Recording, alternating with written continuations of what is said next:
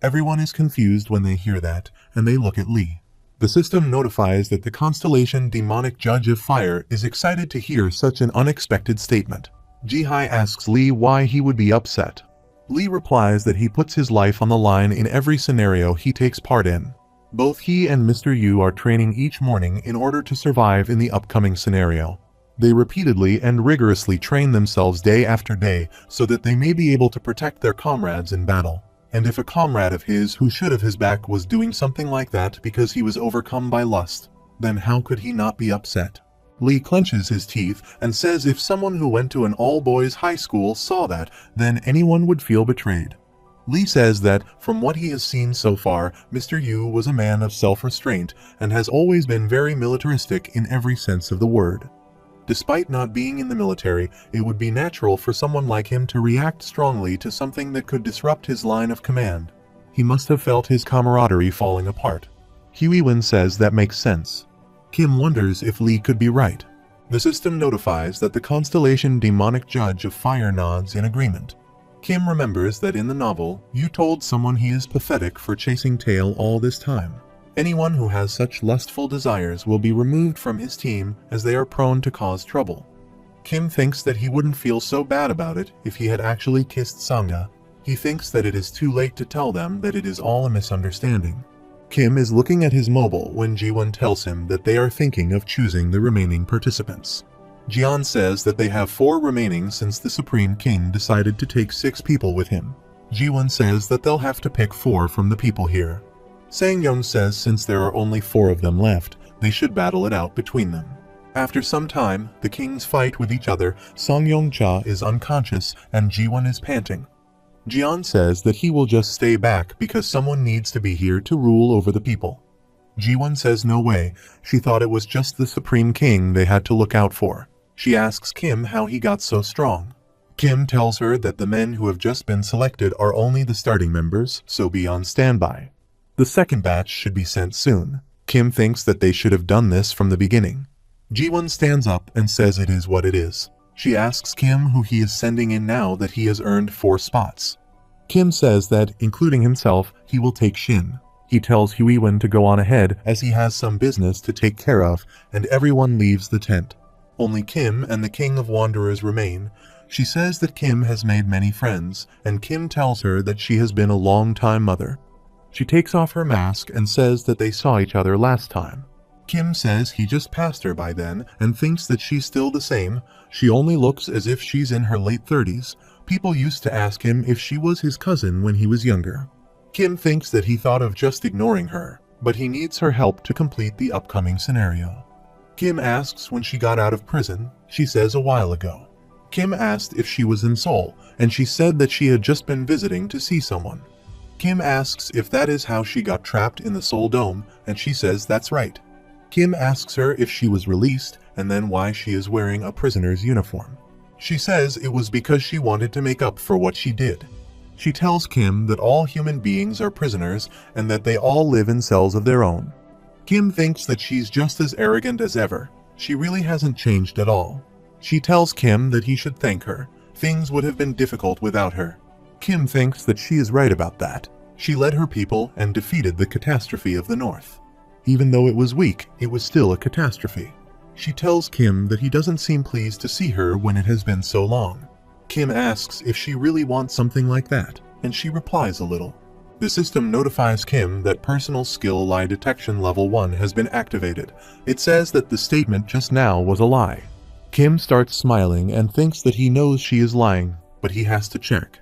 Kim tells his mother that he is impressed that she managed to survive all that has happened so far, and she replies that it is thanks to the stories he told her. Kim says it is just as he thought. She tells Kim that he is probably the only kid in the world who told his imprisoned mother about some book he has read because there was nothing else to talk about. Kim tells her that the book was his everything. Kim thinks that if it wasn't for TWSA, and if the author hadn't serialized that story, he wouldn't be standing here right now. She tells Kim that it is just 3rd grade garbage. Kim is surprised to hear that and tells her that it is all thanks to that garbage novel that she was able to survive. The system notifies that the Constellation prisoner of the Golden Headband is watching him with great interest. The Constellation secretive plotter is watching him with mysterious eyes, and the Constellation demonic judge of fire is watching him with pity. Kim starts walking towards her and asks which attribute she has. He puts his hands on the table and says that he is guessing it might have to do something with the stories he told her, and she asks why she should tell him that. Kim says that if she still thinks of him as her child, she doubts that he even thinks of her as his mother. Kim says a little. The system notifies that the character Sejong Lee has used lie detection and has confirmed that Kim is telling a lie. Kim is surprised to see that she also has that skill. He thinks that she must be his mom. She asks Kim if he still blames her. Kim turns his head and says that he is not here to talk about that. He thinks that he can't tell if she's acting or if she's sincere. She tells Kim that his father is a bad man. Kim says that he knows, but still, that doesn't mean she could do what she did to him. She tells Kim that sometimes one has to make some sacrifices for a better life. Kim says that is just nonsense. When one murders someone, they have to pay the price for their actions. She tells Kim that she sees all that reading has made him quite an eloquent speaker. Kim shouts at her that to him, his life seemed even more unreal than that novel all because of her. He asks if she knows why he came to see her, and she tells Kim that they can both detect the lies, so let's just cut the act. Kim asks if she knows the old lady with inmate number 406 and lends her to him. She tells Kim that he might be better off taking that incarnation who has Giannucci as their supporting constellation. Kim tells her that Giannucci is one of her closest allies and that the old lady will be of more help to him. She tells Kim that she can see why, seeing what they're up against. She asks Kim how he knows what supporting constellation inmate number 406 has. Kim says that he can't reveal that information, but she tells Kim that he must have a skill that lets him find out someone's supporting constellation. Kim asks if she is going to lend her to him or not, and he thinks that he better watch out for what he should say in front of her. She starts smiling and says that she will, but he should introduce her to his friends next time. Kim is surprised to hear that, and Sejong starts wearing her mask. Kim thinks that bringing out the worst in people is what she does best. Sejong tells Kim that it is about time he faced reality. She says that even if all of this fiction becomes a reality, he should never believe them to be real. Kim is in shock. The system notifies Kim that the fourth wall is shaking violently. Kim thinks that just a few words from her and his whole world are shaking violently. She's the person who reminds him of the reality that he hates so much. She asks Kim if he understands, and the system notifies that stigma and self-justification level 1 is activated. Kim thinks that he hates her. He hates seeing that she's trying to be a mom all of a sudden when too much time has passed to turn things back to the way they were. The system notifies Kim that the fourth wall is beginning to shake less. Kim tells her that she is right. He takes fiction to be reality because that's just the way he has lived all these years. It might seem pathetic to her, but know this, at least he doesn't sell off reality to be fiction like she did. Kim is furious as he quickly leaves the tent and is about to collide with Sangha. He is startled to see her. She says that she is sorry. It is just that Kim was taking so long, and she got worried. There's an awkward silence between the two. After some time, Kim and Sangha are walking. He asks how her hangover is, and she tells him that she is fine. Sangha tells Kim that she heard that he carried her back here, and she's sorry that she has been nothing but a nuisance again. Kim tells her that it is fine. She was only trying to look after him. He asks Sangha if she heard anything, and she nods her head in approval. Kim thinks that there was a sound wave blocking skill, and he wonders if you broke it on his way in. Kim tells her that she must have found it rather strange why a mother and son would talk like that to each other. Sangha replies that she did not think so. Kim asks if she wants to know why, and she replies only if it is okay with him. Kim starts smiling and tells her that his mother killed his father and served time in prison. Sangha is shocked to hear that. Kim says that it might sound a little harsh, but his father was someone who deserved that. Domestic violence, gambling, violence, and debt. He used to beat them every day while he was alive, and one day his mom mustered up the courage and ended up doing something about it. Kim tells her that he thought rumors had gotten around at work already, but he guessed she didn't hear that. She must be even more confused now as to why he hated his mother when she did what she did to end the suffering. Kim asks Sangha if it puzzles her, and she says not at all. She may not be able to understand him completely. Kim interrupts her and asks if she thinks that he should forgive her for what she did.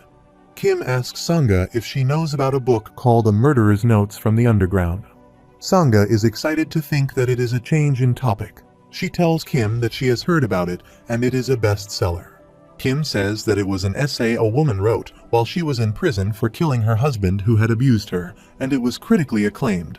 Kim says that the critics called it Korea's very own notes from the underground, and it is very overrated, of course. Sangha is in shock to hear that. Kim says that it is right. His mother wrote it. Kim tells Sangha that he can still remember how his house was flooded with reporters and everyone kept asking him if his essay was based on a true story. He even remembers everything his classmates said about how his mother sold off her past as a murderer to make money. Even his relatives asked him how his mom could allow herself to be seen in the papers like that when she is a murderer.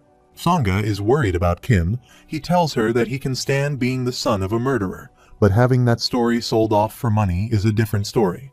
To think that his life was being exchanged for money by someone else is a completely different story. Kim thinks that the constellations didn't gift him any coins then, but more than ever before, he can feel that the constellations are looking at him right now. This too must be just a story to them. Kim asks Sangha if she still thinks that he should forgive his mother. Kim thought that this was the vilest form of violence he could use against Sangha, who was raised in a happy home. Kim started laughing and said that he was sorry, he was just joking. Sangha is surprised and asks what.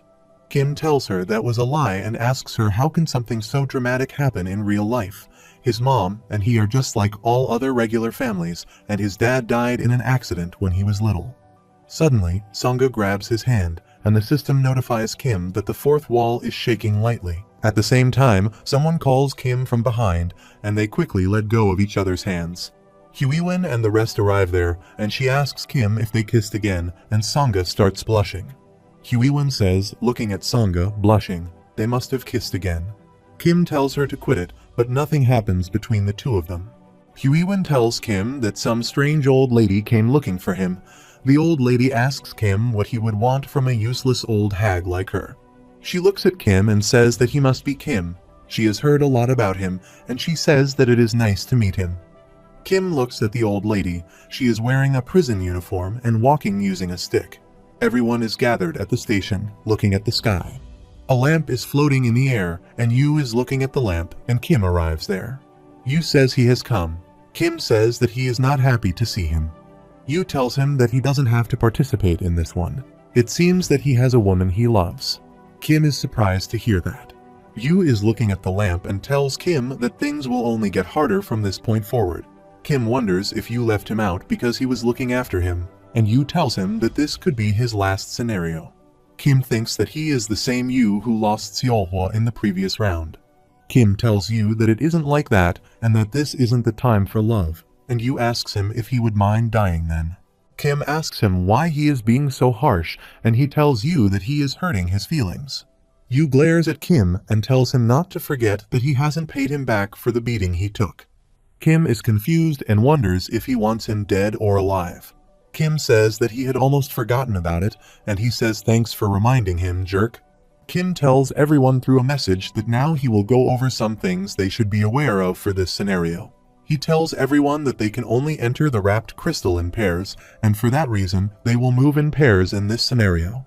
Kim and Shin will be in Group 1, Huiwen and Lee will be in Group number 2, Sangha and the old prisoner last will be in Group number 3, and since Gilliang is the odd one out, Jihai from Yu's group will be partnering up with him, and for Yu, he must have already something figured out.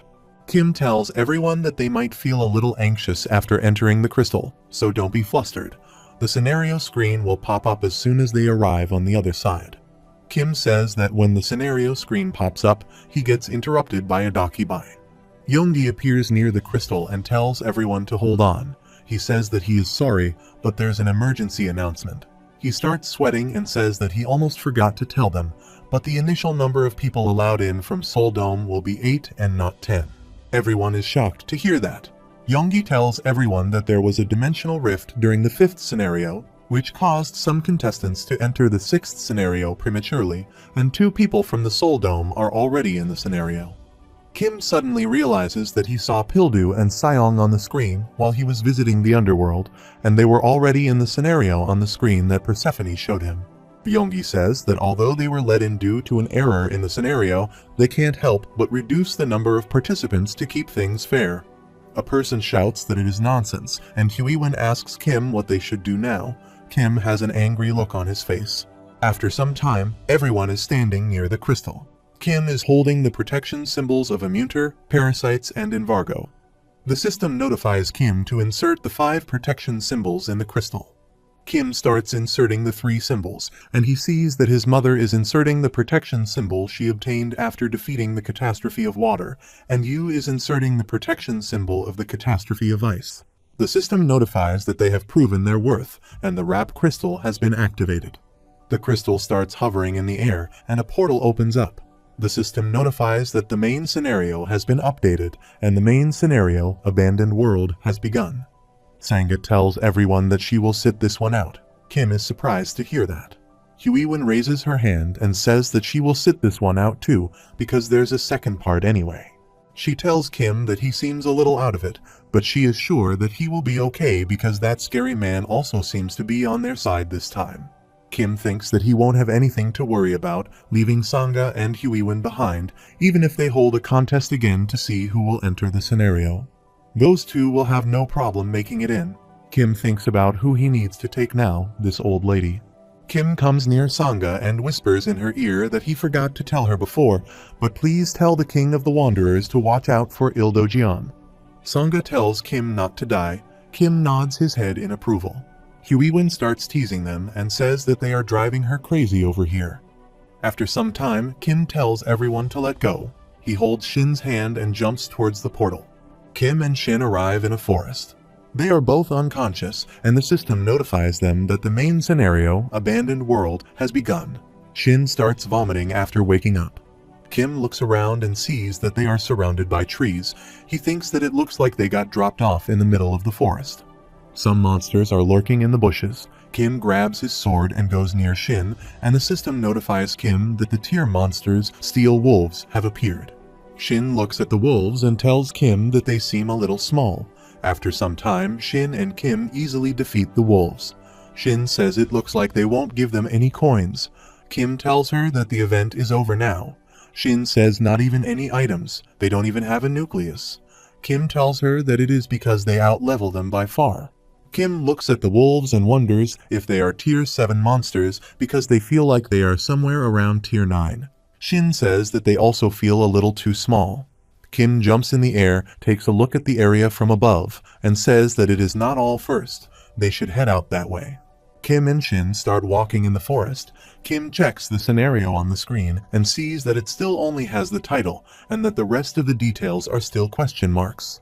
The system notifies Kim that he has not yet fulfilled the prerequisite for activating the scenario.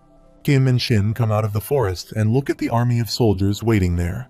A soldier orders everyone to get their skills ready and charged, and there are horse riders and archers in the army. As the army starts charging, Shin and Kim are shocked to see that. Shin shouts at Kim, saying that the people here are so small. Kim tells her that they must be the residents of this world. Shin says don't tell her that they have to fight them. Shin looks down on the ground and says that they are so small. The system notifies them that they have encountered residents from other worlds and checks the content of the scenario. Suddenly, Kim and Shin are surprised to see that someone has started crushing the soldiers under their feet. A soldier shouts that catastrophes have appeared on the other side too, and the soldiers start running in panic. A soldier shouts at everyone to retreat, and a person with red hair and another with an axe start crushing the soldiers. Kim grabs Shin by her mouth and hides behind a tree. The person holding the axe says that this scenario is a joke. Another person arrives from behind and says Amano, wait, he says that they shouldn't kill them. He asks if he forgot what Izumi told them. Amano asks Mishio if he is still going on about Izumi when it has been that long since they have lost contact with them. Mishio is wearing glasses and is wielding a sword. Amano tells Mishio that he knows what scenario this is, so this isn't the time to think about the morality of their actions and not forget what has become of them. Shin is worried and asks what this scenario is supposed to be. Kim looks at her and thinks that he knows all this time why Yu didn't want to bring Shin. If one thinks about it, Yu is probably more human than him. Kim tells Shin that the Star Stream doesn't host its scenarios on just Earth. This scenario involves the residents of the other worlds too. The system notifies that many constellations are starved for blood and violence, and many constellations are egging him on to make a decision. The system activates the main scenario number 6, the abandoned world. The category is main, and the difficulty is S. Clear conditions are to drive the ruling species of planet Peaceland of the 19781st planetary system to extinction. The time limit is 40 days, and the rewards are 200,000 coins and something unknown. There is no penalty for failure. Shin is shocked to see that the little soldiers are being brutally killed. Kim thinks that in the 6th scenario, they are no longer tasked with stopping the catastrophe, but they must become the catastrophe that destroys this world. A soldier flies near Kim. He is bleeding and says, "Please have mercy on them."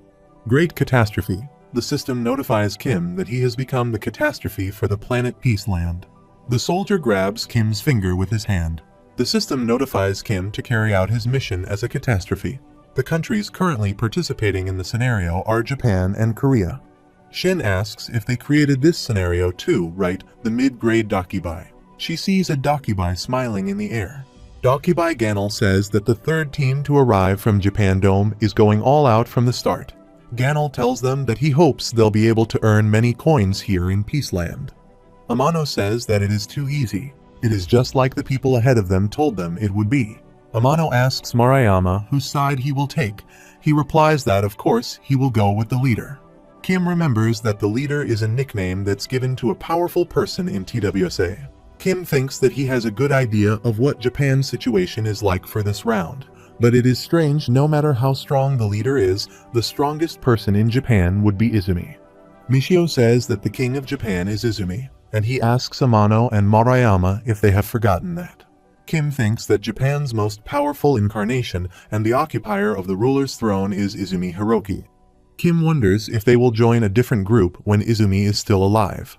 Amano tells Michio that he must have heard the rumors. At the same time, the system notifies them that some constellations wish to see them crush 10 small men in one step. Amano excitedly starts running and says leave it to him. Michio comes in front of him and tells him to stop right there. He asks if they haven't killed enough already, and he tells them that Izumi or Ren will be upset if they see them do something like that. Amano tells Michio to move side and says that he is annoying the constellations. Michio pulls out his sword, and Amano asks if he is insane and if he is going to fight them because of those little insects. Marayama tells him not to get ahead of himself. Kim is surprised to see that Michio is risking his life to save them.